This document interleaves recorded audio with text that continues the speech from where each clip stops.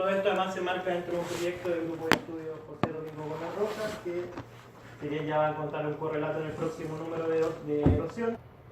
Divagaciones ácratas sobre el tiempo, se tituló esta última charla. Divagar ya es una palabra sumamente confusa y refiere netamente un poco a extraviarse en torno a que era el tema particular.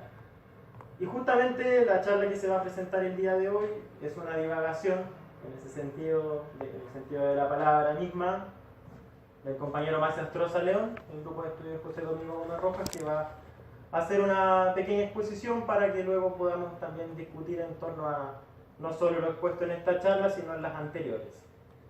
Ciertamente ya el concepto mismo de tiempo supone bastantes confusiones. Podemos hablar del tiempo, como lo escuchamos generalmente, respecto a la meteorología, el estado del clima, y ahí el tiempo pareciera tener una aplicación sumamente práctica. Pero no obstante, es un concepto que ya desde, por ejemplo, el pensamiento griego tenía más de una definición. Cronos y kairos eran dos palabras distintas para referirse al tiempo, lo que ya significa que hay dos formas de entender el tiempo: como una exterioridad, como un elemento que existe. De ahí la teoría de Einstein, que sitúa el tiempo en una cuarta dimensión, es decir, como un elemento más que se da junto al espacio. O también el tiempo propio, el tiempo de uno, que también sabemos tiene relación con nuestras percepciones. De ahí que ya el tiempo pueda ser expresado en tantos sentidos. Se estudia de forma muy científica, se estudia en relación a que ya sabemos que el universo en sí, el cosmos, tiene una historia, tiene una edad, y también estudiarlo en un sentido de el tránsito de la vida en el planeta. Sin embargo, todos sabemos que el tiempo en general lo distribuimos entre el pasado, el presente y el futuro. Conceptos que ciertamente ya bastante variables, pero que no obstante ya nos permiten entrar a esbozar qué sentido tiene el tiempo y qué sentido lo tiene hoy en día, después de los descubrimientos, de las investigaciones que se realizaron en el siglo XX, que sin duda entran en algunos puntos a chocar con el pensamiento anárquico más moderno. Tenía siempre una noción del tiempo como una eternidad, como un infinito, sin considerar que también el espacio se mueve a través del tiempo. Y casi todo lo que observamos permanentemente todo lo que observamos permanentemente está en el pasado. Es decir, el presente también como algo siempre inaprensible. Y también, por otro lado, nosotros que nos hemos dedicado al estudio ligeramente de la cosmología, nos damos cuenta que lo que estudiamos en verdad es la imagen del pasado. De ahí que partir con una pregunta fundamental en torno a esa idea de presente, respecto al tiempo, y cómo también la noción que tenemos en torno al tiempo, muy arraigada al paso del tiempo, a la medición a través del segundo y del reloj, no supone más que formas ilusorias de entender el tiempo. Sabíamos que para los anarquistas la naturaleza es el movimiento. Muchos entienden también el tiempo como movimiento de algo. El reloj se está moviendo, pero no obstante, si el reloj dejara de moverse, el tiempo seguiría andando. El movimiento y la duración serían más bien resultados del tiempo. Para la ciencia el tiempo pareciera existir en sí. De ahí también la idea de presente y sus confusiones. Vamos a partir con una frase, que en este caso no es un pensador anarquista, sino de Etienne Klein, un físico, también filósofo francés actual. Publicó un libro hace unos años atrás, Tácticas de Cronos, donde justamente empieza a desglosar el concepto de tiempo. Y justamente en Tácticas de Cronos señala esta noción tan confusa del presente. Veamos. Cuando examinamos aquello que caracteriza al presente, que es contradictorio, percibimos con claridad esa inmovilidad que actúa en el interior del tiempo. Decimos que el presente pasa, porque nunca es exactamente el mismo. Pero, al mismo tiempo, vemos que no pasa, pues salimos de un momento presente para sumergirnos en otro. El presente es, por tanto, efímero y persistente a un tiempo. siempre está ahí, pero nunca es idéntico a sí mismo. Su ocurrencia implica, de forma contradictoria, tanto la permanencia como el cambio. En pocas palabras, cuando decimos que el tiempo pasa, confundimos el objeto con su función, pues es toda la realidad la que pasa, no el tiempo en sí, que nunca deja de estar ahí. Pareciera ser un concepto de tiempo sin duda más arraigado a una idea científica, que es como se ha ido dando más en la actualidad. No así como también lo vería un historiador, no así también como lo vería un biólogo o un estudioso del ADN, que también son cadenas poseedores de un cierto conocimiento que se ha dado en el tiempo, que nosotros podemos también conocer a través del estudio de la evolución. Cómo esto ha ido cambiando, como también los anarquistas lo entendieron en su momento, van a ser parte de las divagaciones que va a presentar Maximiliano, respecto a cómo también un pensamiento libre, un pensamiento conservador o un pensamiento autoritario también difieren en su forma de comprender el tiempo, sea él una espiral, sea lineal, sea con un fin teleológico, cómo avanza, cuál es el motor del tiempo, si el tiempo es en sí el creador del momento presente siempre, constantemente. Gustav Landauer ya esbozaba algunas ideas, filósofo anarquista alemán. Decía cómo ha cambiado la mente del ser humano, que antes estaba situado en una superficie plana con los dioses arriba, a ya habitar con un horizonte curvo, en una esfera que está en el espacio exterior. Cómo eso también ha ido influyendo en torno a nuestras nociones de tiempo. Le damos la palabra a Maximiliano, que entrará a hablar del liceo. Hola, buenas tardes a todas y a todos. No sé si ustedes han escuchado la típica frase que dicen que el tiempo es dinero. Yo creo que sí, ¿verdad? Bueno, para un buen empresario capitalista, nosotros estaríamos perdiendo nuestro tiempo acá hablando de estas cosas. Pero para nosotros en realidad estamos ganando tiempo o estamos ganando vida. Por lo tanto, la concepción de tiempo no es lo mismo para unos que para otras personas. Para nosotros, en tanto, en esta conversación, obviamente, ustedes saben que la palabra siempre está aquí, así que quien quiera responder algo que yo diga, por favor hágalo, y de inmediato, entonces así aprovechamos el tiempo también. Hemos elegido, y digo elegido en estas conversaciones que hemos tenido dentro del grupo, algunos autores representativos de lo que podríamos considerar esta idea de tiempo, y no solo de tiempo, sino también de espacio. Y en particular, un autor que es Eliseo Reclus.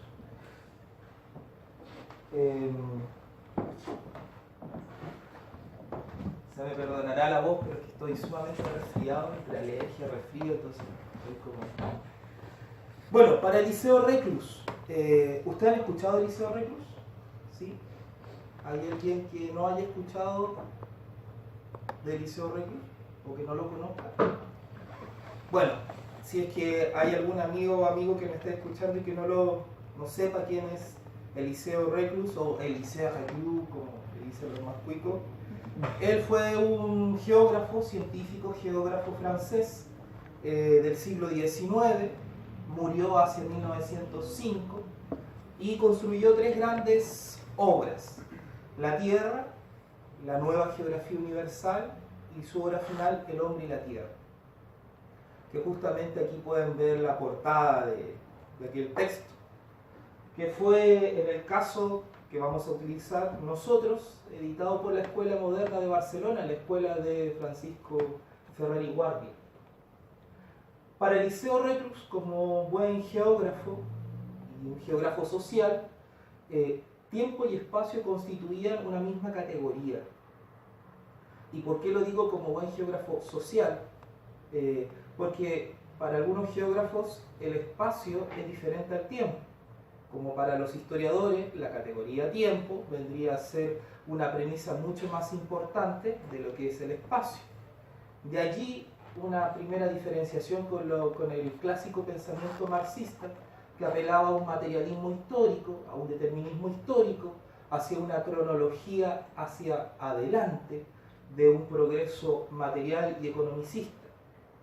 Sin embargo, en estas categorías sociales, de lo que apelaba, por ejemplo, Eliseo Reclus como geógrafo y anarquista, decía que tiempo y espacio, o geografía e historia, eran una misma cosa, cada uno obviamente con sus propias características y singularidades, pero que estaban unidas. Dice, la primera frase con que se abre este texto, El hombre y la tierra, dice: la geografía es la historia en el espacio, lo mismo que la historia es la geografía en el tiempo. Esto estamos hablando comienzos de 1900, el texto finalmente se edita en castellano en 1905. Un par de décadas después, Einstein, la nueva física, y luego la física cuantitativa, ¿no es así?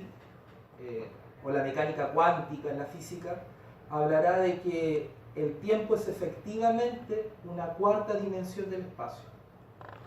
Tanto así que la mecánica cuántica habla del tiempo-espacio, o tiempo/espacio, como una categoría conjunta.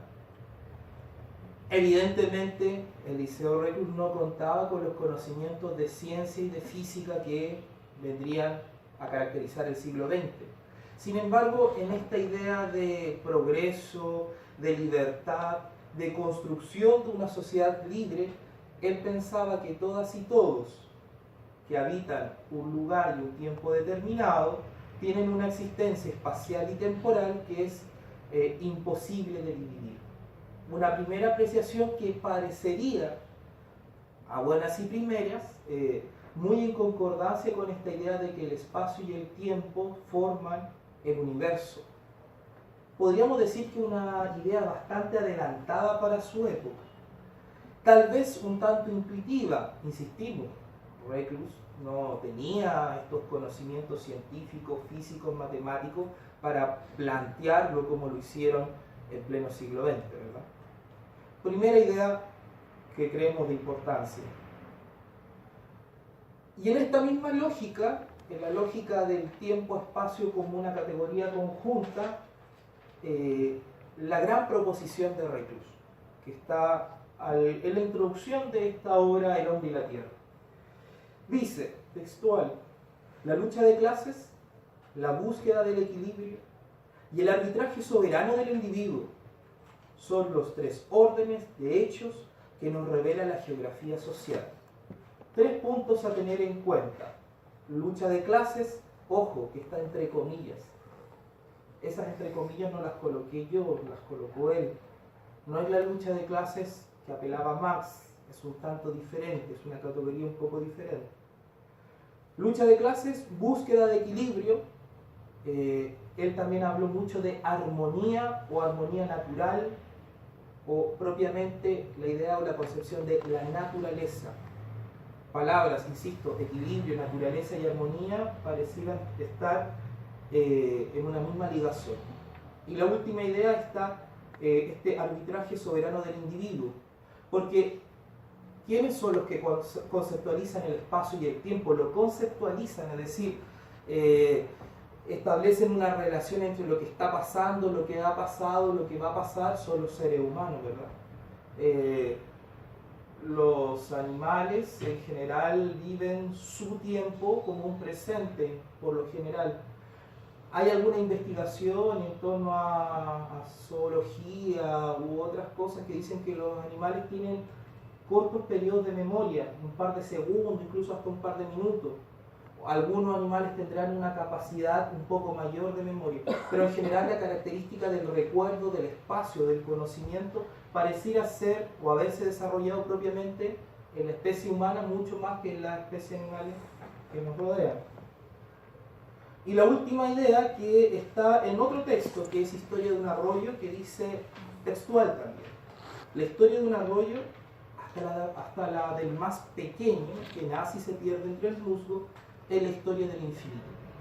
Por lo tanto, Reclus, en esta obra y en otras más, siempre plantea ideas generales, pero que son producto de un conocimiento, de una sabiduría y también de un lanzar las ideas más allá, probarlas, generar discusión con ellas.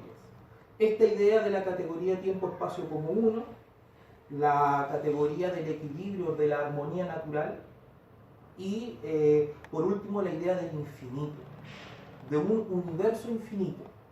Creo que en alguna, no sé si fue la primera o la segunda charla se habló de esto de infinitamente pequeño, infinitamente grande. En la segunda, ¿verdad?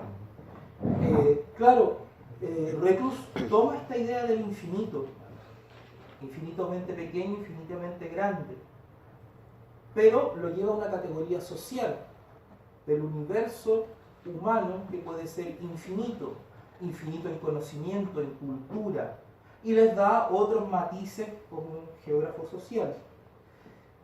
Estas ideas nos van a servir para preguntarnos y cuestionarnos algo que una compañera, recuerdo en la última sesión, preguntó.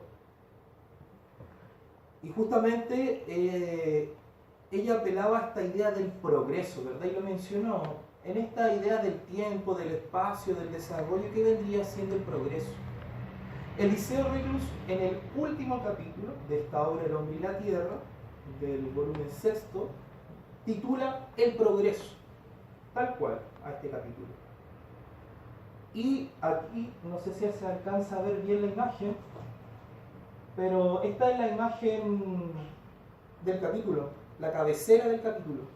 ¿Se alcanza a ver? ¿Sí? ¿Quién la podría describir? ¿O quién le llama la atención de esta imagen? Sobre todo para las amigas y los amigos que nos están escuchando no la pueden ver, entonces, como para describirla también. Si alguien se anima. ¿Algún amigo? Dale, compadre. Lo que ahí se ve es un hombre agachado, o sea, como sentado, no sé si en cuclilla o... A la izquierda. Sí, a la izquierda. ¿Ya? A la izquierda, y por el medio de la imagen ¿Sí? hay como una especie de ráfaga que supongo significa movimiento. Justamente, es lo que está acá, ¿no? Y supongo que el tipo que está a la derecha es como... debe ser el mismo, ¿no? Probable. No sé. Bueno, ¿Podrá ser el mismo o ser diferente? ¿Qué piensas? Es que se puede interpretar que es el mismo, que él estaba en un estado que puede ser incluso en un estado primitivo porque parece que tiene pelaje.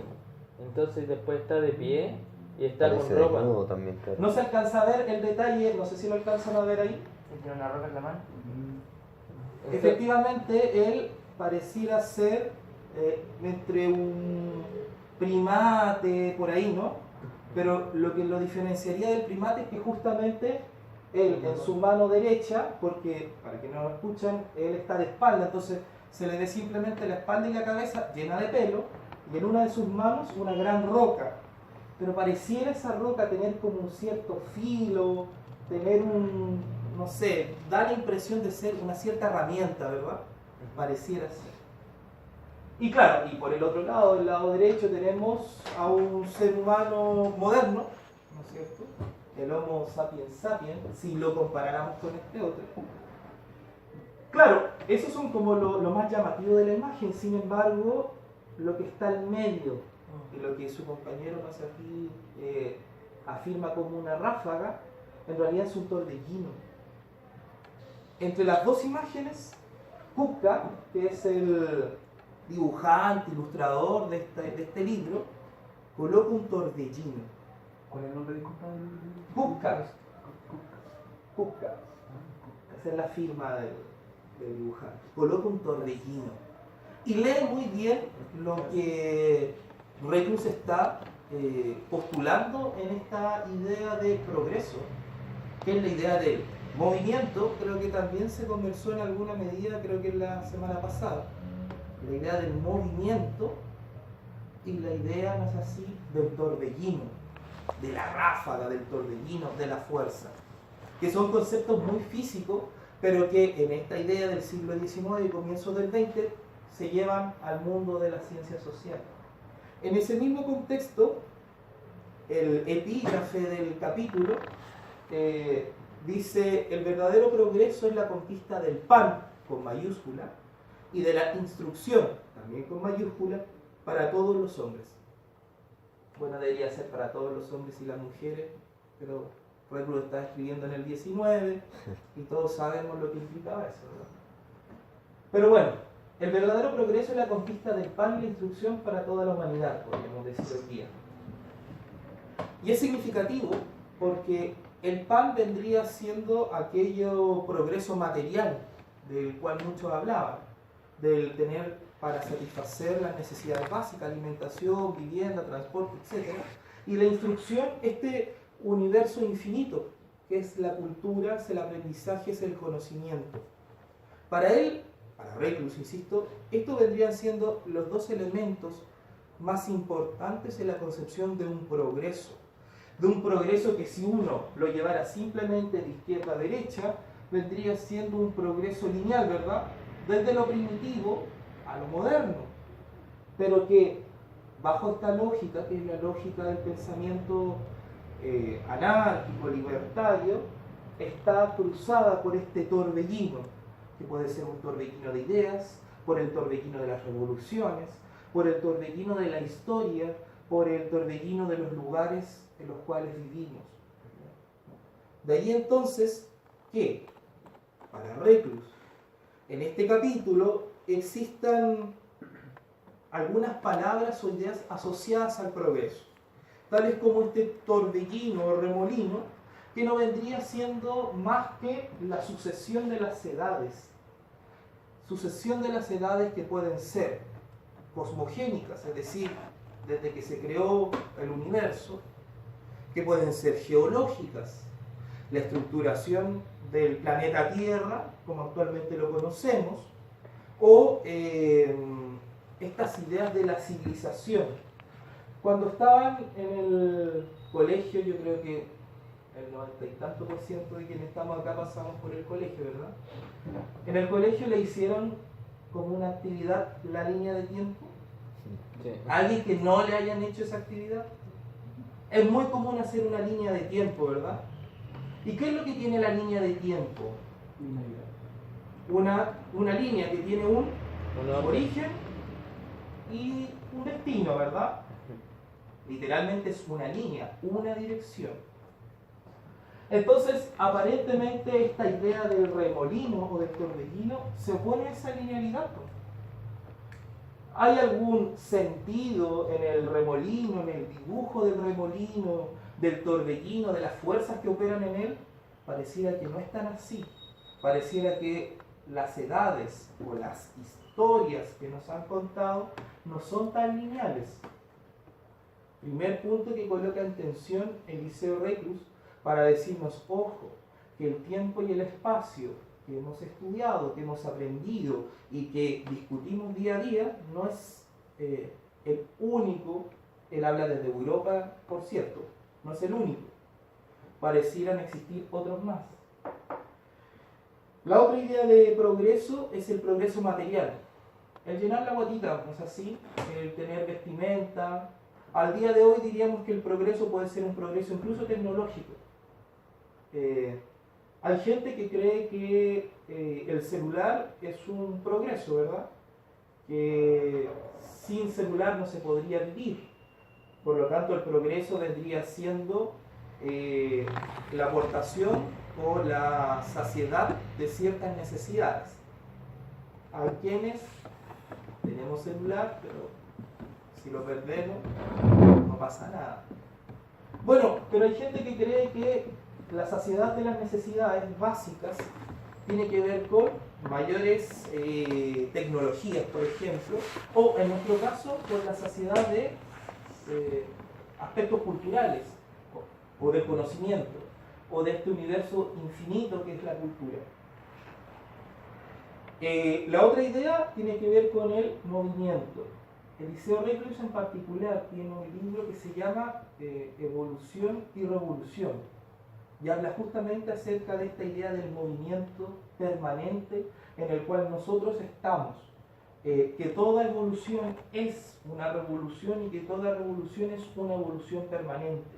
que esta diferencia entre un cambio drástico y un cambio lento es simplemente una idea que los grupos reaccionarios, conservadores, la han impuesto para que nosotros nos sintamos aterrados de las revoluciones, siendo que día a día existen revoluciones permanentes en cientos de lugares del planeta Tierra que nosotros no conocemos, ¿verdad? Y la última idea a propósito del progreso, y es lo que se planteaba la semana pasada, es la idea de la complejización en la naturaleza y la naturaleza. La complejización de las sociedades. Se dice que nosotros, desde que partimos en este estado, un estado bastante primate, ¿verdad? Primitivo, hemos progresado porque ahora tenemos vestimenta, tenemos casa, tenemos cultura, tenemos tecnología. En cambio, estas sociedades primitivas en realidad eran regresivas, no progresaron sino hasta que llegó la tecnología, o sea, hasta que se complejizó la sociedad. Solamente la complejización de la sociedad nos da progreso. Esa es una idea muy común y corriente, sobre todo en los sectores conservadores, que dicen, es que hoy día estamos mejor porque hoy día tenemos casa, auto, lavadora, y podemos salir y viajar al extranjero, y podemos tener TV cable en nuestras casas. Es el típico argumento, llevado a la ridiculez máxima, pero es un tipo de argumento que dice, ese es el progreso, la complejización tecnológica y material. Sin embargo, nosotros podríamos resumir todas estas ideas de progreso, las típicas ideas que se han instaurado en nuestra sociedad actual, como una línea cronológica, ¿verdad? Que en este caso va desde la idea de la civilización europea. Es decir, llegaron los españoles a América y desde ahí entonces podemos hablar de progreso. ¿Verdad? Dale. Que a mí lo que más me llamó la atención de la imagen, que estaba pensando harto rato ahí y pensé que le iba a nombrar, es que el hombre de pie se toma el pecho, se agarra el corazón y además tiene como la mano extendida, como entrega. Y además está mirando con la cara hacia abajo. Es como, o sea, para mí el progreso en esa imagen es un poco desde la necesidad de este hombre puro que necesita como saciar, yo creo, necesidades básicas como el alimento, la vestimenta. Y el otro es ya en una entrega, porque él mira hacia otro que está más abajo de él. O sea, ya no tiene necesidad, sino que está ayudando a otro y además tiene la mano en el corazón. ¿Sabes que yo siempre me lo imaginé? Bueno, es posible, hay miradas que a veces uno no da, pero yo me lo imaginé desde un comienzo porque él va como con un saquito arriba. Lamentablemente aquí no se ve bien, pero va como con un saquito. A mí siempre me dio la impresión de que como que intenta retratar a un sembrador, porque claro, tiene como esta idea de la entrega. Y justamente cuando los campesinos plantan, como que entregan. De hecho, la acción es como de devolver a la tierra. No sé si le han dado el ritmo de la imagen. Cuando uno ve gente plantando o lanzando la semilla de la tierra, es como la idea de devolverle a la tierra esta vida, no sé si, es de entrega. Y claro, y el acto, cuando se siembra, es un acto como el que dices tú, como de una entrega. Por eso que él va como con un saquito y va como en esta idea. Siempre me quedó esta idea de que era como un campesino, un sembrador de ideas. Y que efectivamente esta idea del sembrar ideas lo recupera también muchos otros compañeros y compañeras a lo largo del pensamiento anarquista, ¿verdad? De hecho, incluso hasta los periódicos se llamaban el sembrando el ideal, el sembrador, por esta idea de entregar. Cosa que no hicieron los europeos, ¿verdad? Cuando llegaron a América, por ejemplo. Y al contrario de sembrar, arrasaron. Esta es una típica idea del progreso como línea cronológica, ¿verdad? De avance de un origen malo, pecado, a un progreso tecnológico y cultural propiamente civilizatorio europeo. ¿Ya? Pero no es la única. Hay otra idea de progreso que también es lineal, pero parte al revés de esta, que dice que nosotros estábamos en una edad de oro, en esta idea del paraíso, y que hemos ido descendiendo, podríamos decir, de este tiempo feliz, perfecto, a una actualidad imperfecta. Estas dos ideas también pueden compartir una tercera idea de progreso cronológica con el famoso desenvolvimiento natural y geológico. La típica imagen de las eras geológicas desde un comienzo hasta la actualidad, por ejemplo. Y bueno, y la última, que es la más explícita de todas, que tiene que ver con el famoso plan divino, ¿verdad? Nace o surge, o mejor dicho, el universo es creado hasta o que tiene un destino, un fin, que en este caso sería el fin de Dios.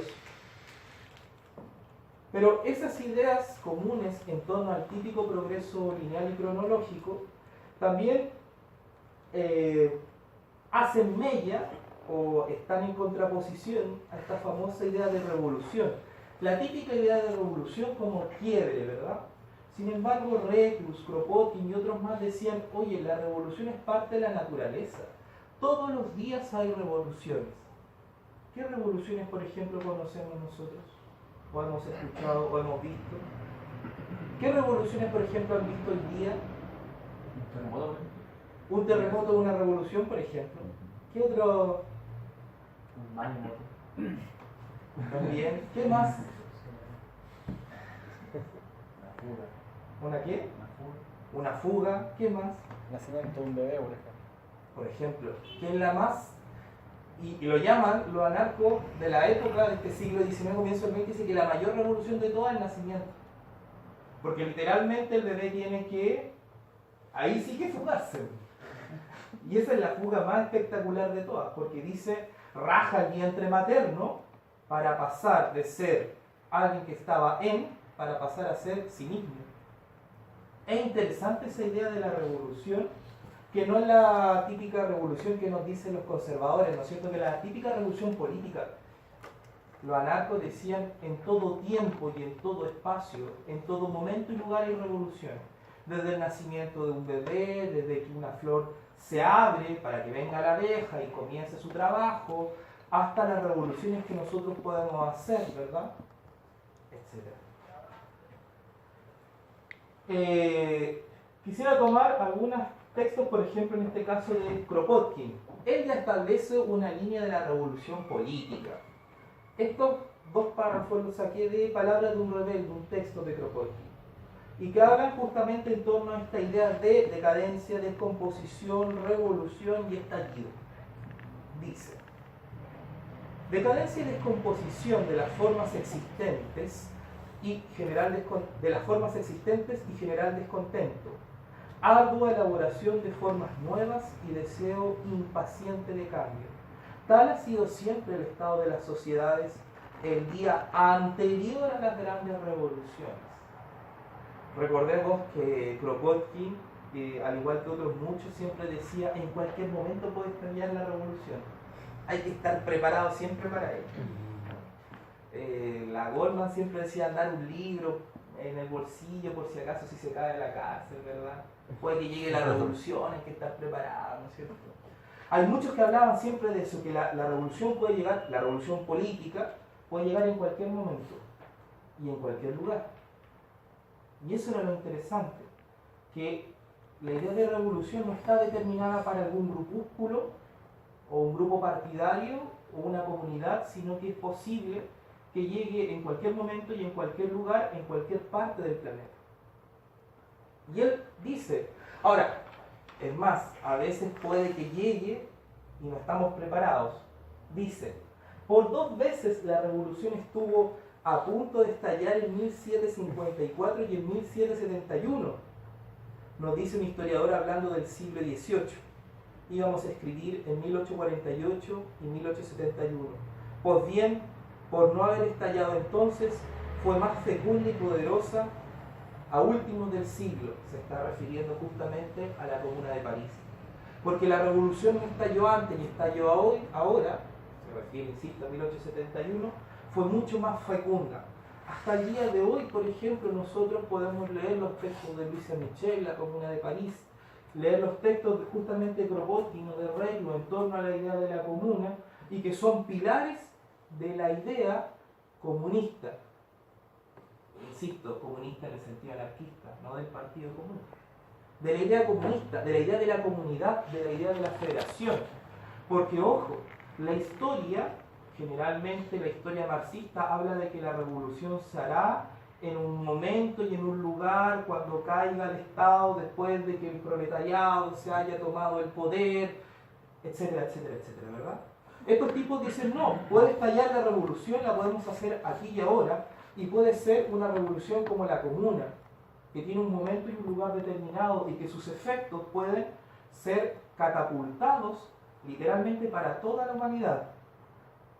Historias de comunas han existido en muchos lugares del planeta, en África, en Asia, en Europa. Claro, la más conocida es la historia de la Comuna de París, ¿verdad? Por la centralidad de la historia europea, porque los europeos se han encargado de describirla, de estudiarla, de comentarla, etc. Aquí en el mismo sur de Chile hubo una comuna, en el caso de Puerto Natales.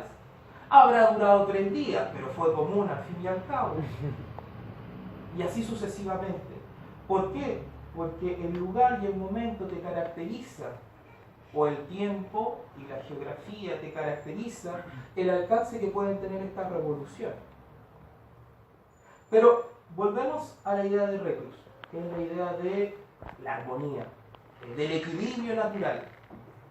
Se supone que, no sé si ustedes han escuchado acerca de sea o no sea el tema del cambio climático, de como que todo está descompuesto, de que ahora debería llover y no llueve, de que los animales deberían de tener ciertas conductas y ahora no las tienen, etcétera, etcétera, etcétera. Es decir, hay un desequilibrio.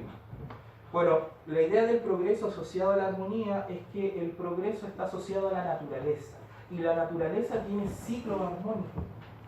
Ahora, esos ciclos armónicos de la naturaleza no siempre son los mismos, han ido variando a lo largo de los siglos, de los milenios, de los millones de años. La Tierra tiene un ritmo variable, al igual que un ritmo musical varía, no es siempre constante, no es siempre el mismo. A veces permanece por un mayor tiempo, a veces es menor. En esta idea de progreso asociado a la armonía, asociado a la naturaleza, Eliseo Reclus, en el tomo 6 del Hombre y la Tierra, en este capítulo de El Progreso, señala lo siguiente: la diferencia entre la civilización de una tribu primitiva, todavía poco influida por sus vecinas, y la civilización de las grandes sociedades políticas modernas, seríamos nosotros, ¿verdad?, de ambiciones desmesuradas, consiste en el carácter sencillo de la una y en el carácter complejo de la otra. La primera, poco desarrollada, tiene al menos la ventaja de ser coherente y apropiada a su ideal. La segunda, infinitamente superior a la cultura primitiva por las fuerzas puestas en movimiento, es compleja y diversa, cargada de supervivencias, forzosamente incoherente y contradictoria, sin unidad, persiguiendo a la vez objetivos opuestos. Esta idea, no es así, pone en tensión dos ideas que son sumamente interesantes. Esta idea de las sociedades primitivas en una edad de oro, en un tiempo indefinido, en un lugar que no se sabe cuál es decir, el paraíso. ¿Dónde queda el paraíso? ¿Dónde estuvo el paraíso? ¿En qué momento fue el paraíso? No se sabe. Pero esta idea de esta sociedad primitiva pero feliz es la típica idea también muy conservadora, versus esta otra idea también a veces conservadora de que la sociedad, en la medida que progresa y se complejiza, avanza. El famoso desarrollo tiene que ver con la mayor capacidad que tenemos para producir cosas.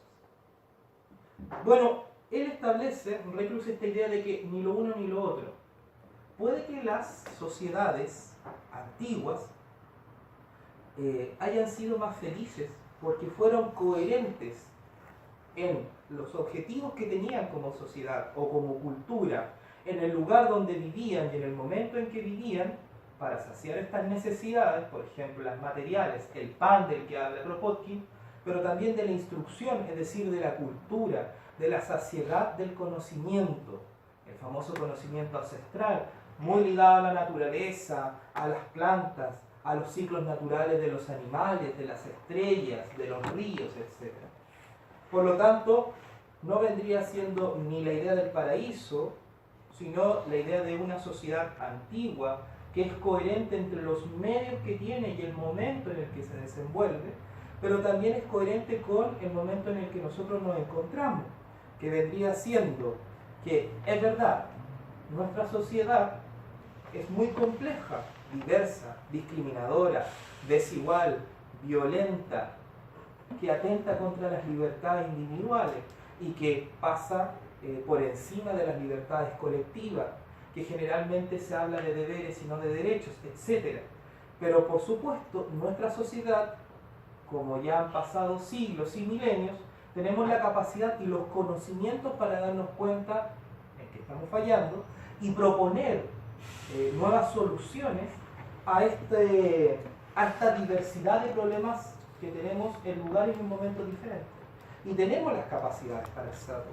La gran pregunta es ¿por qué no lo hacemos? ¿Por qué no logramos postular una idea de armonía natural en un momento y en un lugar?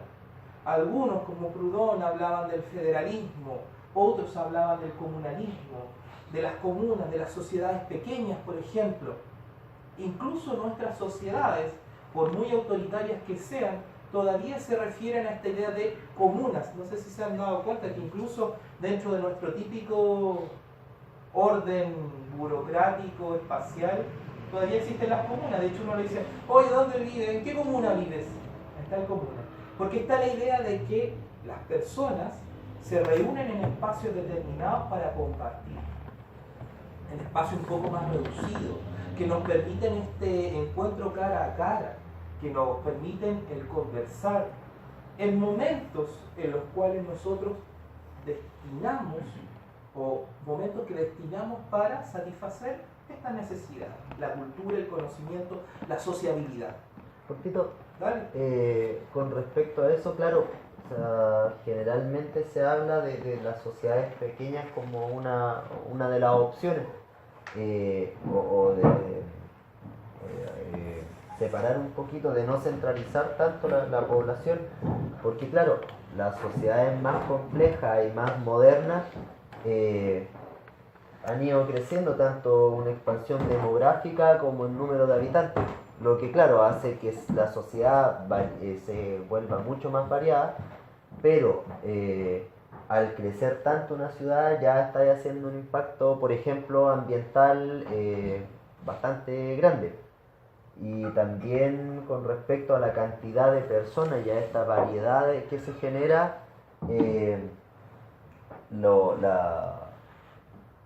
la diferencia y los conflictos que se empiezan a generar, sobre todo cuando es uno el orden que rige. Entonces, claro,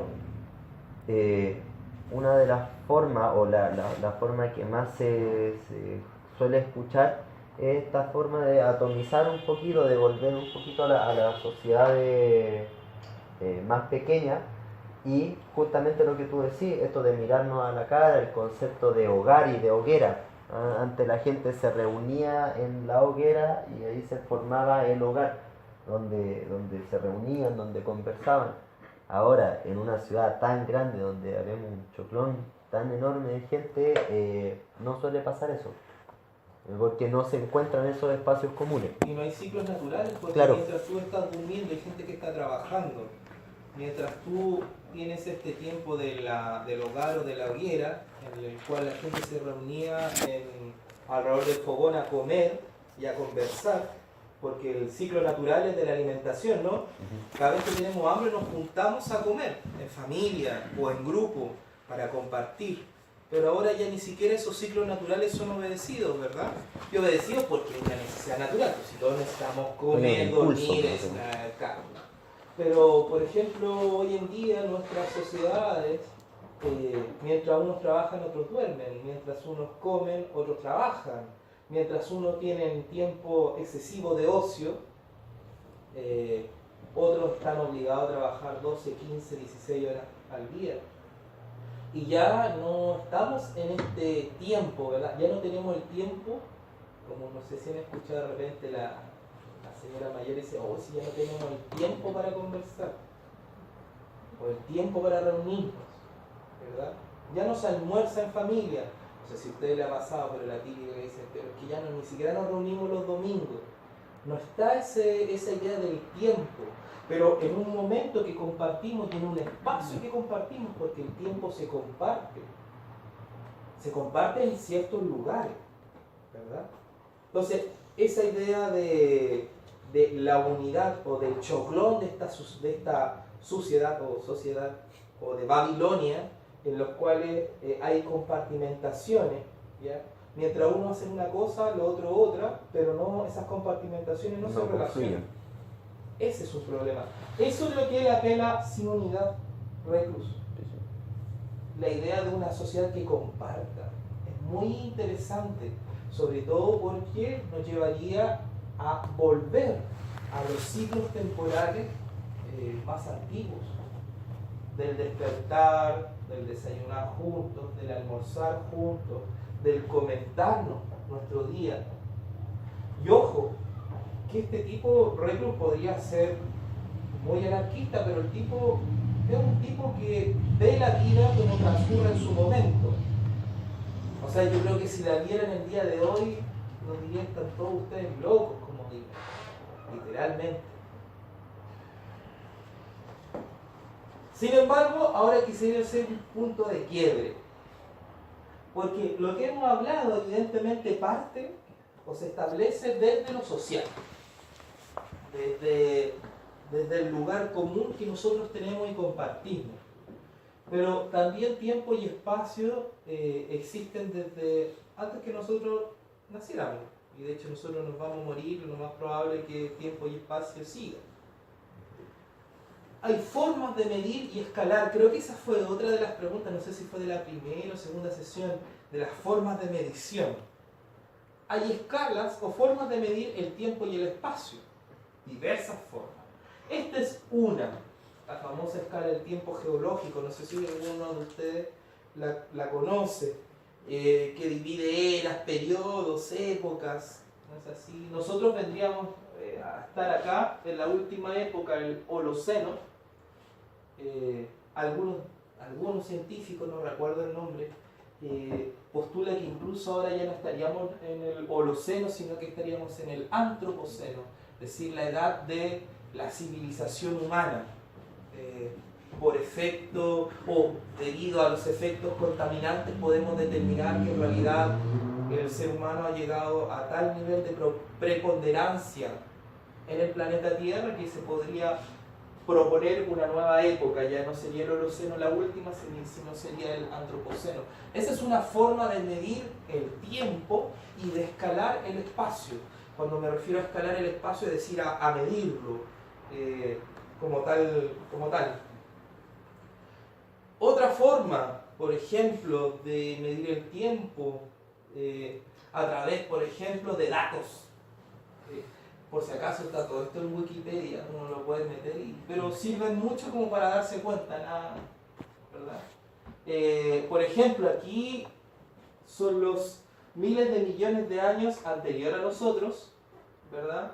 Con los cambios climáticos, las temperaturas, podemos medir temperaturas y podemos de esa forma determinar tiempos o ciclos climáticos, que los ciclos vienen siendo tiempos. Otra forma, por ejemplo, de medirlo. Y esa que me gusta a mí, que da la vuelta, que es nuevamente la idea del torbellino. No sé si ustedes han escuchado, y aquí voy a mentir, no sé si son los Aymara, los Quechua, que ellos dicen que el futuro está a las espaldas y el pasado está... ¿Cómo es? El futuro está atrás porque no lo ve y el pasado está acá porque sí se puede ver. Bueno, esa idea, que es la idea de un ciclo, ¿no es cierto? Porque de hecho ellos estarían como avanzando hacia su pasado, pero siempre cargando el futuro. Si uno llegara, o si tuviera la posibilidad como imaginarla y dibujarla, quedaría como un torbellino finalmente. Que sería esta imagen de un torbellino que va evolucionando o se va revolucionando. Que esta misma idea de torbellino es muy parecida a la que estaba ahí, ¿no es así? A esa idea de torbellino, que tenemos un pasado que va y viene, ¿verdad? Y re interesante esa idea, la idea del movimiento, la idea del torbellino, la idea de las fuerzas que a veces se oponen y a veces se alinean. Nada está determinado, por lo tanto no existiría este plan divino, ni también este materialismo histórico. Ahora, es re interesante esta idea del torbellino porque también nos pone en tensión la otra idea que es la de la armonía natural. Que cada ciclo de la naturaleza se desarrolla en la medida que tiene un lugar determinado y un tiempo determinado, ¿verdad? Y que su origen siempre estaría en relación al periodo anterior, que no habrían cortes ni fracturas, como la típica línea de tiempo que hacemos cuando estamos en el colegio, que decimos hasta tal día de tal año fue tal periodo, que es una ridiculez. Acá pareciera que no, porque en esta idea de torbellino se tocan los periodos y están en constante relación unos con otros. Por lo tanto, la idea de definición o el concepto de una frontera, que es finalmente el límite espacio-temporal, tendería a desaparecer. Y ya con esto me gustaría retomar finalmente la última idea de Eliseo Reclus, que es la idea de el hombre, o diríamos nosotros la humanidad, es la naturaleza formando conciencia de sí misma. El planeta Tierra, bueno, ahí obviamente Reclus es francés, por lo tanto Europa siempre está en medio. Se le puede criticar, pero se le entiende. Pero esta idea de la naturaleza o de la humanidad como una conciencia histórica espacial de la naturaleza, que actúa en la naturaleza y que actúa con la naturaleza, que no actúa sobre la naturaleza. No es esta idea de progreso como un fin, como extractivo. Dice Reclus: los rasgos de la superficie planetaria indican el efecto de las acciones cósmicas a las que ha estado sometido el globo durante la serie de los tiempos. Una historia infinita por la continuación de las vicisitudes se ha desarrollado de edad en edad bajo la influencia de los dos medios, celeste y terrestre, para todos los grupos de organismos. Interesante perspectiva porque en este sentido, Reclus vuelve a proponer ya no solamente la idea de un tiempo-espacio social, sino de un tiempo y espacio definido en un aquí y en una hora, en la naturaleza. Cuando nosotros vemos las condiciones en las cuales vivimos, las condiciones naturales, vendrían siendo reflejadas o bien vendrían siendo causa y efecto a la vez de lo que hemos visto con anterioridad en este torbellino de la evolución de las sociedades, o de las edades, o de los animales, o de la naturaleza. Por lo tanto, el planeta Tierra en sus características geográficas, en su espacialidad, en su territorialidad, en lo que nosotros vemos, en por qué ese árbol está ahí y no está en otro lugar, por qué el ave vuela por aquí en su recorrido al sur y no vuela por otro lado, vendría siendo el efecto y la causa de evoluciones y revoluciones naturales de las cuales la humanidad es parte. Y por lo tanto nos hacemos cargo de nuestra historia, de la historia de las sociedades que nos precedieron como humanidad, y también somos parte de este espacio en el cual habitamos, vivimos y convivimos. Por lo tanto, ahí tenemos dos comparaciones que hace Eliseo Reclus de estos progresos y retrocesos en esta idea siempre de movimiento, porque ojo, Reclus siempre apela a esta idea del progreso y de la revolución, pero también acepta, y nosotros también aceptaremos, en que a veces hay contrarrevoluciones y la humanidad a veces parece ir retrocediendo más que avanzando. En el caso de la naturaleza, esto también se da así, y se da por ciclos. Hay ciclos de avance y pareciera ser, a veces, ciclos de retroceso. Un ejemplo, los progresos y retrocesos de los hielos, según Reclus, determinan, pues, revoluciones para el conjunto de las plantas y los animales. Quien no tenga aquí hermanas o hermanos o primos pequeños o primas pequeños, yo creo que, bueno, quien no los tenga no lo habrá visto, pero quien los tenga habrán visto la era del hielo, ¿no es cierto? Varias veces. Y en esas varias veces que uno ve esta película de la era del hielo, se da cuenta, ¿no es así?, de que a las niñas y los niños les parece bastante natural esto de que los ciclos del planeta van en conjunción unos con otros. No sé si han ustedes conversado de repente con niños o niños que para ellos el cambio es siempre permanente y como que no notan el cambio como algo negativo, sino que el cambio es siempre algo positivo. ¿Será porque las niñas y los niños están creciendo y todos los días notan cambio en su cuerpo y en el mundo en el que viven, que para ellos la revolución diaria, que es el crecer, no es nada negativo? Pero para nosotros, que cuando llegamos a esta edad adulta, pareciera ser que todo cambio o toda fractura pareciera ser negativa. Bueno, si eso lo lleváramos, por ejemplo, al plano más natural o científico, uno diría, oh, la era del hielo fue algo negativo, ¿no es así? Porque los hielos cubrieron el planeta Tierra y todo quedó muerto. No, pues. No todo quedó muerto. Hubo cambios en los animales y en las plantas. Algunos sobrevivieron, algunos se adaptaron y se produjeron revoluciones y evoluciones. Llevado al caso nuestro, que es el caso de las sociedades humanas, les coloco este, que es la imagen, la primera imagen con que se abre el primer capítulo, volumen 1, del hombre y la tierra, que lleva por epígrafe: la sucesión de las edades es para nosotros la gran maestra. Y ahora sí, ¿quién quisiera describir esta imagen? Porque creo que para quienes no escuchan sería muy grato saber cómo es. ¿Alguna compañera, compañero? Sí, como el uso del instrumento ya listo, por el caso del hombre que tiene un hueso en la mano, quizás para qué, ya como un instrumento. Ya, pero describe a los personajes físicamente cómo son. Están relativamente sentados como personas normales mirando el horizonte, paseando, como si estuvieran... Y si yo dijera, ¿son homo sapiens o son primates? La típica. ¿Qué son? Son primates, ¿no es cierto? primates, ¿no? O sea, si a este personaje le sacamos aquí, no sé si el hueso, que tiene no sé si será fémur, no sé qué será, es un primate, ¿no es cierto? Parece, no sé, simio, gorila, no sé qué parece.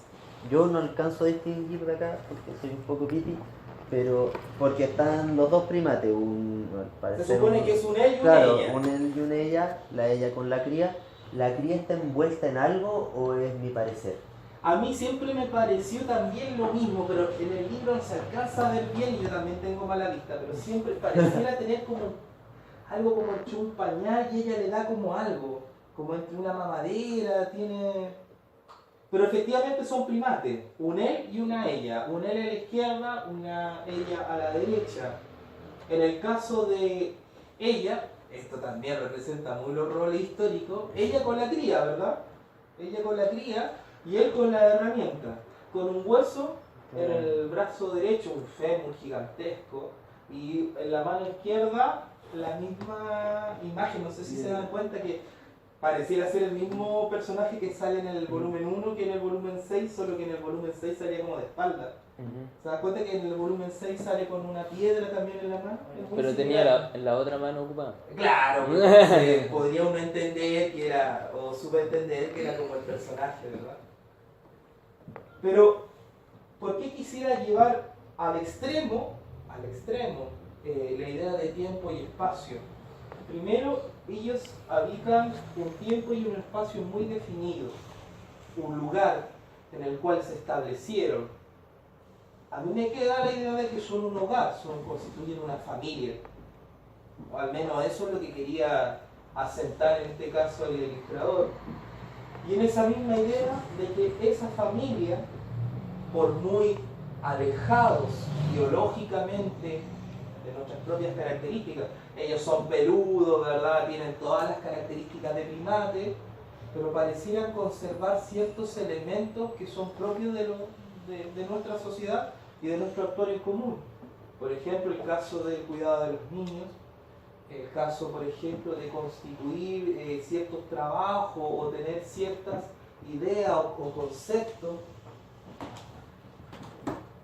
Pero dentro de todo esto, y es lo que a mí me surge como reflexión, es que todo tiempo, o en este caso toda sucesión de las edades, es la gran maestra, porque te va enseñando de que las sociedades evolucionan y revolucionan siempre en contacto unas con otras.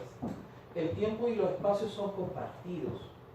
Hay momentos y lugares compartidos, no divididos. Pero ¿qué hace la sociedad actual, la sociedad capitalista? ¿Qué hacen los fascismos? ¿Qué hacen la sociedad en general? Dividirnos, ¿no es así? Tú eres de un lado y yo soy de otro. Y nuestros tiempos y momentos son diferentes. Y a eso me refiero cuando hablo de la condición de la frontera. Condición de la frontera es un término que también lo usan mucho en la física cuántica, si que mal no recuerdo, y que establece esta relación entre tiempo y espacio y otras cosas más. Pero lo vamos a llevar al común y corriente de la sociedad actual. José Santos González Vera, escritor chileno, Premio Nacional de Literatura, tiene un cuento muy interesante. O en realidad es parte de un texto mayor que se llama El Zapatero. Él habla de que cuando estaba pequeño, no sé si en el monte, en Melipilla, por ahí, conoció un zapatero, pero que era muy diferente a los zapateros que él conocía. Que este zapatero sí se vestía bien, andaba bien arregladito, a la señora no la maltrataba, cosa que para él era extraño porque los otros zapateros eran buenos para el copete, lo más probable es que le pegaran a la señora, la típica. Pero este no, era diferente. Y los días domingos se dedicaban a pasear por el pueblo, iba con las niñas que tenía, a conocer otros lugares, viajaban, etc. Dice que un día el zapatero estaba comiendo una empanada, ¿no es cierto?, que le botaba el pino porque este zapatero decía que no comía cadáveres, etcétera, etcétera. Y González Vera dice, y decía cosas tan locas, tales como que si el monte era uno solo, refiriéndose a la cordillera de los Andes, ¿por qué el monte tiene dos lados si el monte es uno? ¿Por qué el monte es para un lado argentino y para el otro lado chileno, si el monte como monte es uno solo? ¿Alguien de los aquí presentes y de las compañeras que están presentes me podría señalar, por ejemplo, dónde está específicamente la frontera del norte de Chile? ¿Dónde está la frontera, la línea que separa, por ejemplo, el monte? Son líneas imaginarias que el mismo, llámese ser humano, ha impuesto, porque físicamente no existen. Solamente la imaginación del ser humano hace la delimitación de la frontera, yo sé. Efectivamente. Y nosotros esa condición de la frontera la podemos llevar a muchos temas. Por ejemplo, la condición de la frontera como un límite espacial, las fronteras estatales, comunales, estatales, hemisféricas. Antiguamente se hablaba, no sé, así, del hemisferio este y el hemisferio oeste, los comunistas versus los capitalistas. Hoy se habla del hemisferio sur contra el norte, o de los árabes, no sé, así, contra la Europa laica, etc. La condición de la frontera estatal y política es una condición que tiene un momento y un lugar determinado. Frente a eso mismo también existen fronteras temporales. ¿Quién de aquí nació antes del email? Varios, ¿no es cierto? Para no ser el único. Yo cuando era chico escribía cartas. Y la carta por lo común se demora entre 2 semanas, 3 semanas en que llegue. 2 semanas aproximadamente. Después de que nació el email o el correo electrónico, ¿cuánto se demora? 0,0001 segundo. A nada. La condición de la frontera pareciera ser que desapareció en los temas de la comunicación y de la globalización. Decía, creo que David Harvey, por ahí un geógrafo marxista, de que las fronteras han caído, porque con la comunicación como la tenemos hoy en día, no existen. Digitalmente hoy día estamos transmitiendo, ¿verdad?, esto a todo el mundo y más allá. A Noruega. Por lo tanto, la condición de la frontera se difumina, ya no existe. No existe un tiempo y un lugar determinado. Pero existe un tiempo y un lugar determinado, pues está aquí y está ahora. Son las conversaciones que hemos tenido, las preguntas que hemos hecho. Para nosotros, estas son herramientas, no es el tiempo y el lugar, no es la condición sin la cual podemos vivir. De hecho, podemos vivir sin esta tecnología, lo que pasa es que nos ayuda para poder alcanzar ciertos objetivos, ciertos medios que nosotros perseguimos, ¿verdad? Pero son herramientas, pero nuestro tiempo y lugar es en el aquí y es en el ahora. Por eso, y es aquí lo interesante, de que nuestro tiempo, nuestro lugar nos da la posibilidad para hacer evoluciones y revoluciones. Que la condición de la revolución, o la condición para nosotros de la anarquía, no es en un infinito más allá, no es la línea del horizonte que se corre mientras nosotros más caminamos.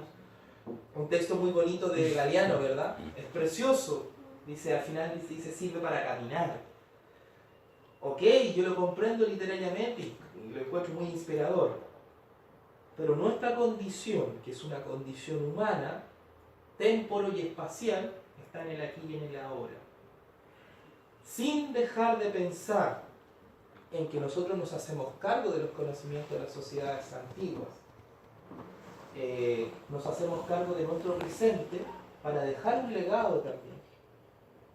Porque pensamos que esta idea del legado o de la libertad finalmente es una libertad constructiva en todo tiempo y en todo lugar. Bueno, esas eran algunas ideas respecto del tiempo y el espacio. Obviamente las palabras quedan abiertas. Y como simplemente para terminar esto, sé que ustedes pueden siempre por ahí repensar esta idea de Reclus, con la cual empezamos y con la cual me gustaría terminar, es que la historia de un arroyo, hasta la del más pequeño que nace y se pierde entre el musgo, es la historia del infinito. Cambien ustedes esa historia, esa historia de un arroyo por la historia de una persona, hasta la más tierna persona, la más pequeñita persona que se pierde en esta sociedad como la tenemos hoy día, es la historia del infinito, ¿no es cierto? De todas las sociedades de las cuales nosotros hemos aprendido y a la cual nosotros les queremos dejar algo en concreto, que sería esa libertad. Así que muchas gracias a todas y a todos. Y esperemos vernos luego. ¿Cuándo? El tiempo lo dirá.